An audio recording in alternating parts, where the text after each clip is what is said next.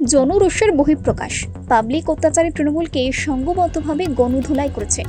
BJP করেনি, তবে বিজেপির দু একজন থাকতেও পারে। তৃণমূলের অত্যাচার থেকে বাঁচতেই এটা হয়েছে। যদিও তৃণমূল নেতা বলছেন বিজেপির পায়ের তলা থেকে মাটি সরে যাওয়ার উপক্রম হয়েছে, তাই বান্দোয়ান বিধানসভায় সন্ত্রাসের আবহ তৈরি করে তৃণমূলের সাংগঠনিক শক্তিতে আঘাত দেওয়ার জন্যই তৃণমূলের যুব সভাপতির উপরে হামলা করেছে বিজেপি। স্থানীয় একটি মেলা দেখে ফেরার পথে তৃণমূলের ব্লক যুব সভাপতির উপরে হামলার অভিযোগ বজরং দল বিজেপির বিরুদ্ধে। এ ঘটনায় ব্যাপক চাঞ্চল্য জঙ্গলমহলের বান্দোয়ান বিধানসভার বড়বাজার থানার লক্ষণপুর এলাকায়।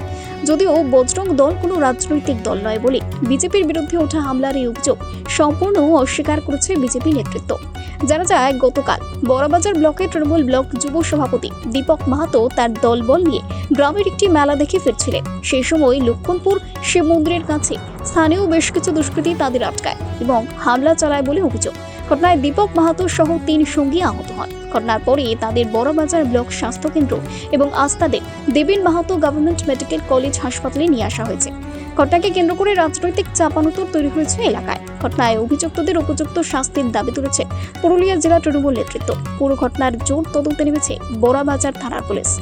Bureau report, Jazbaa 24 Bangla. বড়বাজার একটা শিবের গ্রামীণ মেলা ছিল, সেইখানে জনরোষের বহিঃপ্রকাশ হয়েছে। পাবলিক এই অত্যাচারী তৃণমূলকে পাবলিক সংঘবদ্ধভাবে গণধোলাই করেছে। সেটা হয়তো অনেকে বলছে বিজেপি করেছে, তার মধ্যে দু একজনকেও তো বিজেপি থাকতে পারে, বিভিন্ন রাজনৈতিক দলেরও থাকতে পারে। মানে তৃণমূল বিরোধী কিছু মানুষ তৃণমূলের অত্যাচার থেকে বাঁচার জন্যে এই একটা ঝামেলা হয়েছে। এটার সঙ্গে রাজনৈতিক কোনো সম্পর্ক নেই। যারা মানুষের টাকা সম্পত্তি লুট করছে, পরবর্তীকালেও গ্রামের মানুষ সংঘবদ্ধ হয়ে পঞ্চায়েতে যারা এইভাবে মানুষকে অত্যাচার করছে, তাদের বিরুদ্ধে এরকম জনরোষ কিন্তু আপনারা দেখতে পাবেন। তারই বহিঃপ্রকাশ ঘটেছে বড়বাজারে। একটা অভিযোগ আছে যে বজরং দলের সমর্থকরা মেরেছে। বজরং দল কোনো রাজনৈতিক দল নয়। বজরং দল একটা হিন্দুবাদী সংগঠন। এইখানে আমি তো বললাম কোনো দল এখানে মারেনি। এখানে বিরোধীরা তৃণমূলের অত্যাচারে দেয়াল ঠেকে গেছিল পিঠ তাদের, তাই তাদের বহিঃপ্রকাশ, জনগণের বহিঃপ্রকাশ যে অত্যাচার তৃণমূলে, তার বহিঃপ্রকাশই ঘটেছে বড়বাজারে। ব্যাপারটা হচ্ছে যে বিজেপির এখন তাদের মানে পায়ের তলা থেকে মাটি সরে যাওয়ার উপক্রম হয়েছে এবং বান্দোয়ান বিধানসভা এবং সেই বিধানসভার এই একটা ব্লক হচ্ছে বড়বাজার ব্লক।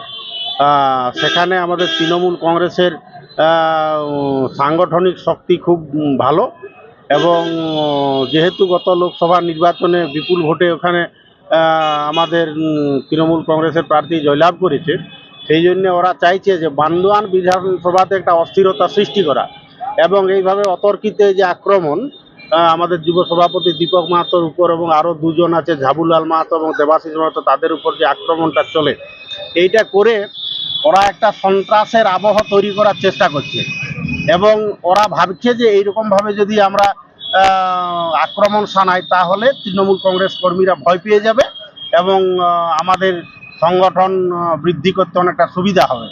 কিন্তু তারা যেটা আশা করছে সেটা কোনো রকমই সম্ভব নয়। আমাদের ওখানে তৃণমূল কংগ্রেস খুব ভালো আছে সাংগঠনিক দিক থেকে এবং সেই ভয়ের কারণেই এই ধরনের ঘটনা তারা ঘটাচ্ছে। বাইরের লোক, যেটুকু খবর পেলাম বাইরের লোকও ছিল, কারণ ওই জায়গাটা এমন, ওখান থেকে আমাদের ঝাড়খণ্ড সীমান্ত খুব কাছেই এবং বলরামপুরও সেখান থেকে আমাদের কাছে এবং যেহেতু একটা মেলা এবং সেই মেলা উপলক্ষে অনেক জায়গার এই লোক সেখানে আসে এবং এরা যেটা করেছে সেটা একদম পুরো প্রিপ্ল্যান করেছে এবং প্রিপ্ল্যান করে এই ধরনের আক্রমণ তারা করেছে। রাজনৈতিক অভিসন্ধিকে একদম পুরো রাজনৈতিক অভিসন্ধি আছে। রাজনৈতিক অভিসন্ধি ছাড়া এই ধরনের দলের একজন পদাধিকারী ব্যক্তি যুব তৃণমূল কংগ্রেসের সভাপতি বড়বাজার ব্লকের, তার উপর আক্রমণ হতে পারে না।